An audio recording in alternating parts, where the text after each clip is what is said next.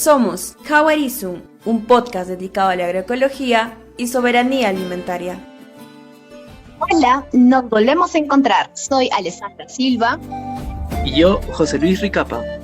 Y como saben, les acompañaremos en este séptimo episodio del podcast Kawarizum, donde les explicaremos un nuevo tema vinculado al agua, la agroecología y la soberanía alimentaria. En este séptimo episodio hablaremos sobre el desafío para políticas agroecológicas en Perú, Bolivia, Ecuador y Colombia. Empezaremos abordando un tema muy poco mencionado en las esferas públicas, la soberanía alimentaria. Alessandra, dime, ¿tú qué opinas sobre este tema? A ver, José, te comento que para el caso de Perú, el retroceso es permanente. ¿Y sabes por qué? Pues las perspectivas y prácticas políticas son nulas en este tema. Sin embargo, hay un detalle interesante en el que las comunidades originarias ya poseían una soberanía alimentaria. Ellas desde siempre manejaron estrategias, prácticas para garantizar una producción sostenible de sus alimentos, así como la distribución y consumo. Y bueno, yo he percibido que en la actualidad hay una resistencia en incorporar este enfoque, pues es un enfoque que cuestiona todo, o sea, estructuras de poder, conflictos de intereses detrás de tecnologías agrarias, etc. Así que las instituciones públicas y algunas de la sociedad civil no se comen el pleito y se alinean al enfoque de seguridad alimentaria. ¿Qué opinas al respecto, José? De acuerdo contigo, Alessandra. Podemos ver cómo en este marco también de la crisis alimentaria que se podría originar alrededor del tema del conflicto entre Rusia y Ucrania, se nota claramente cómo la dependencia alimentaria que padecemos como país nos viene afectando y nos puede afectar mucho más. Además, recordemos que el modelo de agricultura predominante va calando más y más en los espacios rurales, dado que se promueve a través de nuestras políticas públicas e incluso desde las universidades, siendo así que las comunidades terminan por desvalorizar sus prácticas y saberes, creyendo que lo externo es superior, como en el caso de la alimentación, en la que terminan priorizando fideos, atún, empaquetados y dejando de lado su alimentación tradicional, muchas veces más nutritiva. Y seguiremos hablando más de ese tema después de una brevísima pausa. Kawarizum, espacio de seguimiento, análisis, reflexión y aprendizaje colectivo de los enfoques de agroecología para fines de soberanía alimentaria y la gestión social y comunitaria del agua. Encuéntranos en nuestras plataformas virtuales, Facebook, página web y ahora en Spotify. Otra problemática presente en los territorios es la ausencia de prácticas agroecológicas para la regeneración de los suelos, tema que tampoco está presente en las políticas actuales. Dime, ¿qué conoces tú, Alessandra, al respecto? Es cierto, Jos, este tema de la regeneración ecológica de los suelos es muy poco abordado. Hay una falta de integración y diálogo, sobre todo desde el sector agrario. Probablemente el Ministerio del Ambiente aquí en Perú tenga iniciativas muy loables para la regeneración ecológica de ecosistemas, pero estas no dialogan con las propuestas planteadas desde el Ministerio de Agricultura. Entonces, no se está cuestionando la degradación permanente de los suelos, que hay un reto grande, incluso a nivel conceptual, posicionando qué es realmente una práctica agroecológica, ¿sabes? La cual busque regenerar la fertilidad natural de los suelos. Y, José, si con este tema el panorama es así, al menos para Perú, ¿tú qué opinas si es que se está considerando en las políticas la agricultura familiar comunitaria? ¿O es que estas políticas solo responden a intereses de industrias y corporaciones que fomentan la agricultura industrial? Bueno, Alessandra, estás tocando un tema crítico, no solo a nivel de Perú, sino también a nivel latinoamericano. Definitivamente no hay seriedad, hace falta compromiso y voluntad política para enfrentar los intereses económicos detrás del sector. Si bien algunos espacios de la sociedad civil denuncian cómo estos intereses privados influyen directamente en las políticas a costa del bienestar de las comunidades, nos hace falta mucho más como sociedad civil confrontar esta situación, dar visibilidad a cómo están enmascarados estos intereses en el sector agricultura. Sabemos que se pueden dar políticas favorables, el papel aguanta todo, pero en la práctica no se implementan por esos mismos intereses incrustados en la gestión pública. Y efectivamente, como comentas, Alessandra, debemos definir a qué descripción de agricultura familiar nos alineamos. Una que solo busque transferirles tecnologías y hacerlas productivas para introducirlas al mercado, lo cual, como sabemos, no soluciona los problemas de desigualdad social y económica, o optar por una agricultura familiar comunitaria, empoderada, que reconozca el bagaje cultural y organizativo de nuestros pueblos, así como sus características históricas, como en el caso de los Andes. Este aspecto no se reflexiona a profundidad. Wow, José, tienes razón. No se reflexiona. Bueno, yo me inclino a la segunda opción, definitivamente. Revalorar y reconocer la sabiduría de la agricultura familiar, comunitaria y campesina es clave para afrontar problemas del presente y el futuro. Y definitivamente hay mucho por cuestionar aún. Por eso, hoy tenemos 4 entrevistas de lujo para que nos comenten más sobre este tema. Así que ahora le daré el pase a Mar Daza, activista, investigadora y educadora popular peruana, a quien le preguntamos su opinión sobre la llamada segunda reforma agraria decretada en el Perú. Escuchemos la entrevista. No hay ninguna medida real desde la reforma agraria para generar una distribución más justa de la tierra, ¿no? Y tampoco no hay ninguna medida por parte del gobierno por proteger, por ejemplo, los bienes comunes naturales como la semilla, como el agua, ¿no? De cualquier tipo de industria, ya no solamente alimentaria, que las afecta, las contamina, las privatiza, las explota, ¿no? Y menos tampoco hay políticas de justicia social, laboral para con las poblaciones rurales o los sectores que se dedican al trabajo agrario. Entonces, en ese sentido, esta segunda reforma agraria, como te decía, en la medida en que no toca las estructuras de fondo, no toca el tipo de economía, que además es sumamente dependiente de la economía global, ¿no? Dependiente también de los insumos para el campo, dependiente de las tecnologías y los conocimientos. En la medida en que esto no cambie, va a ser muy difícil que esta reforma permita una promoción de la agroecología tal como lo entendemos y queremos también en el país, ¿no? La agroecología es una propuesta que busca justamente el fomento de una justicia social agraria. El paradigma que está desde donde está sentado es las agroecologías populares, las agroecologías soberanas, las agroecologías que buscan proteger la vida, promueven condiciones de vida mucho más justas, igualitarias y armónicas con la naturaleza. No puede haber agroecologías masificables desde las políticas públicas, mientras que en las economías de los países haya pues problemas relacionados al acaparamiento de la tierra, los extractivismos, la falta de respeto de los derechos laborales agrarios, la apropiación, el despojo continuo de los territorios, de los conocimientos, la falta de reconocimiento de la autoría de los pueblos indígenas, de las mujeres indígenas, de los jóvenes indígenas y rurales, etcétera, ¿no? Entonces creemos que eso es importante de considerar y a partir de ahí evaluar, ¿no? Queremos nosotros,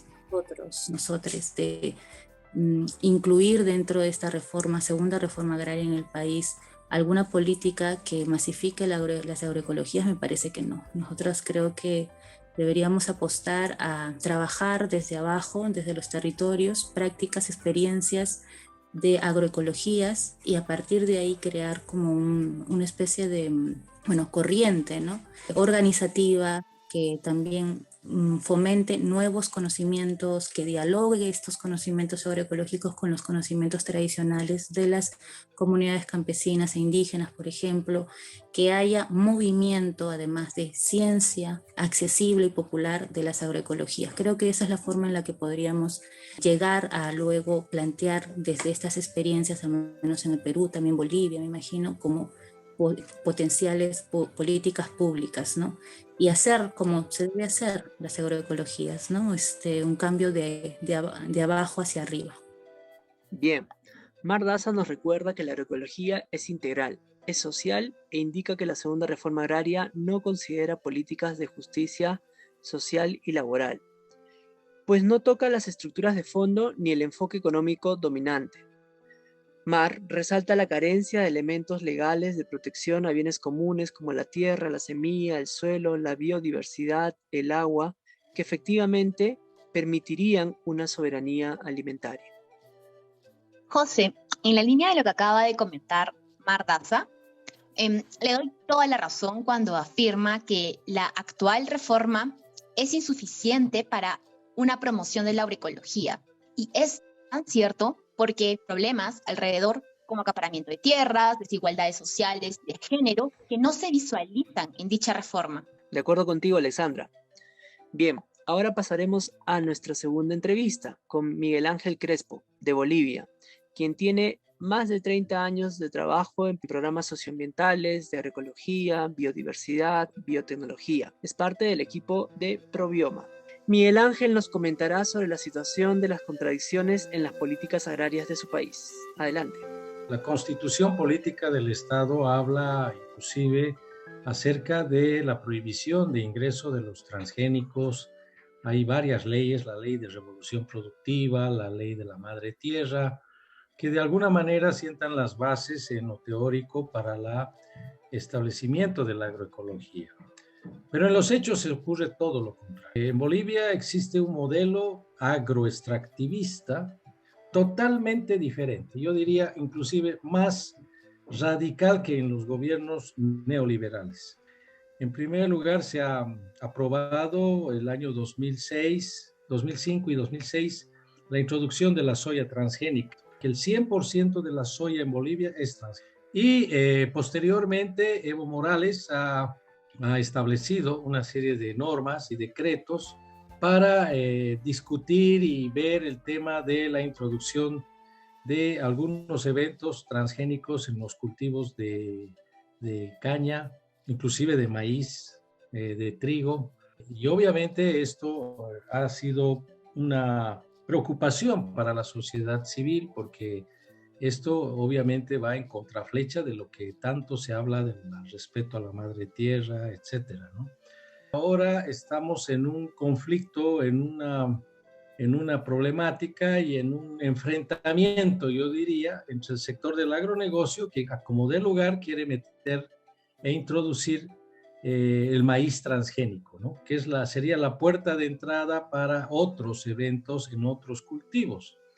De hecho, en el gobierno de Yanine Áñez, que fue un gobierno que duró un año después de la huida de Evo Morales, en ese gobierno se aprobó el ingreso de transgénicos en 5 cultivos. Posteriormente, el gobierno actual lo ha derogado, pero lo que no ha derogado es la zonificación, un decreto que establece la zonificación del maíz transgénico en el país. Es decir, que en la zona donde yo vivo, que es la más productiva a nivel de agricultura, es donde está el agronegocio, se apruebe o se reconozca y se autorice la introducción del maíz transgénico y no así en las zonas de valles y de altiplano. Eso nos parece una ridiculez. Eso va a contaminar, ¿no? Es como querer zonificar el COVID-19. Pero además mencionar para terminar que otro de los aspectos que, ¿por qué no se lleva adelante lo que se dice? Es que Bolivia no es un país que es autosuficiente. De hecho, casi la mitad de lo que se produce es para la exportación.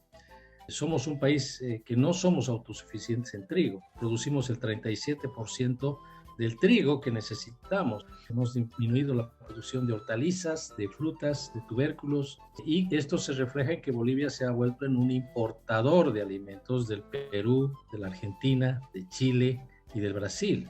Es una vergüenza esto en un país considerado entre los 11 más ricos en recursos genéticos y teniendo unas leyes sumamente avanzadas y que promueven la agroecología, etcétera, etcétera, ¿no? Terrible la situación de nuestros compañeros y compañeras bolivianos, quienes A pesar de que en el papel tienen muchas políticas que promueven la agroecología e incluso prohíben la introducción de transgénicos, en la práctica se ven invisibilizadas por el poder de los agronegocios y la visión agroextractivista de su gobierno. Quiero resaltar también de lo comentado por Miguel Ángel, quien problematiza la situación real de su agricultura, pese al corte político de los gobiernos de turno, cuyo discurso es en nombre de la Pachamama. Realmente desconcertante la contradicción. Además, nos señala a él que el 100% de la soya que producen es transgénica, la cual también llega a Perú y los países vecinos del entorno andino-amazónico. Y nosotras, las consumimos sin saberlo. Bueno, esa es la situación. Ahora vamos hasta Ecuador, donde tuvimos un diálogo con Renata Lazo. Ella es especialista en economía agrícola, desarrollo rural y economía solidaria, y nos va a comentar si realmente en la práctica se aplican los principios de soberanía alimentaria que están presentes en su constitución. Ecuador incluyó la soberanía alimentaria entre los derechos del buen vivir. Se colocó la cuestión agroalimentaria pensando en la garantía del derecho a la alimentación. Se buscaba poner en el centro a los sistemas agroalimentarios locales y reconocer la importancia de la agricultura familiar campesina. Sin embargo, a la hora de traducirse estos principios constitucionales en la Ley de Soberanía Alimentaria y después en las leyes conexas, a 11 años de la aprobación de la ley, podemos decir que las normativas no han permitido los cambios estructurales en los cuales inicialmente se pensó. El problema central es que no se ha logrado modificar la distribución desigual de la riqueza y del control que hay en los recursos, que sigue marcando principalmente a las zonas rurales del país. Otro problema que no se ha logrado modificar, a pesar de la inicial voluntad plasmada en la Constitución ecuatoriana, es la concentración de la tierra, que es muy alta.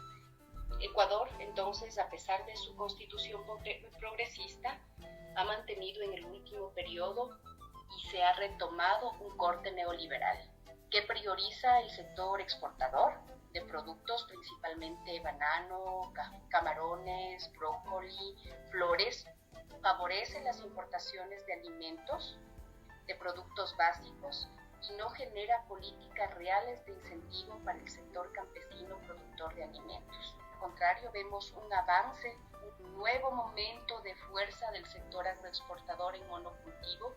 Los pueblos y nacionalidades que viven en estos territorios en donde está creciendo nuevamente el sector agroexportador pierden sus referentes culturales porque el territorio se transforma. Durante la pandemia 2021 creo que se reconoció el rol fundamental de la agricultura familiar campesina en Ecuador, en toda la región, en el mundo, para garantizar la alimentación saludable, de calidad, pertinente, adaptada a los territorios. Se habló de los héroes campesinos que garantizaron y siguen garantizando el alimento, pero estos héroes no reciben el apoyo necesario. Los estados y el Ecuador, el Estado ecuatoriano de manera particular, no está entendiendo la alimentación como un derecho y que quienes ayudan a garantizarlo, estos hombres y mujeres del campo, deben tener los mecanismos, los recursos para poder hacer este trabajo que permite la garantía de la alimentación, es decir, tener agua, tener tierra, tener crédito, educación pertinente. Es decir, estos principios constitucionales no han sido suficientes para cambiar las asimetrías existentes en el Ecuador. Bueno, Renata resalta el tema de concentración de la tierra como un problema crítico en su país y que no se ha logrado modificar pese a que está planteado en la Constitución. Es increíble. Además, tienen una situación muy similar a la del Perú, donde no se generan incentivos a los y las campesinas, héroes en la producción de alimentos. Entonces, vemos la situación de que la alimentación no se está entendiendo como un derecho a nivel de las políticas. Y países vecinos compartimos numerosas problemáticas. Así que hay mucho por resistir y apostar por un cambio. En el nuevo bloque tendremos a Álvaro Acevedo, docente e investigador de Ciencias Agrarias de la Universidad Nacional de Colombia, quien nos hablará sobre las políticas de respaldo a la agricultura familiar y comunitaria en su país. Escuchemos lo que él nos dice. El acuerdo de paz sí, digamos, señala de manera importante a la agricultura campesina, a la agricultura indígena, le da un protagonismo importante. Se habla de proteger su economía, de mejorar las vías y el acceso a servicios públicos en las zonas rurales. Se habla de tener líneas de crédito, de hacer estrategias de financiación a partir de la economía social y solidaria, de fortalecer las organizaciones. Hay una serie de ideas importantes que han venido siendo reclamos de las organizaciones rurales en Colombia, incluidas en el acuerdo.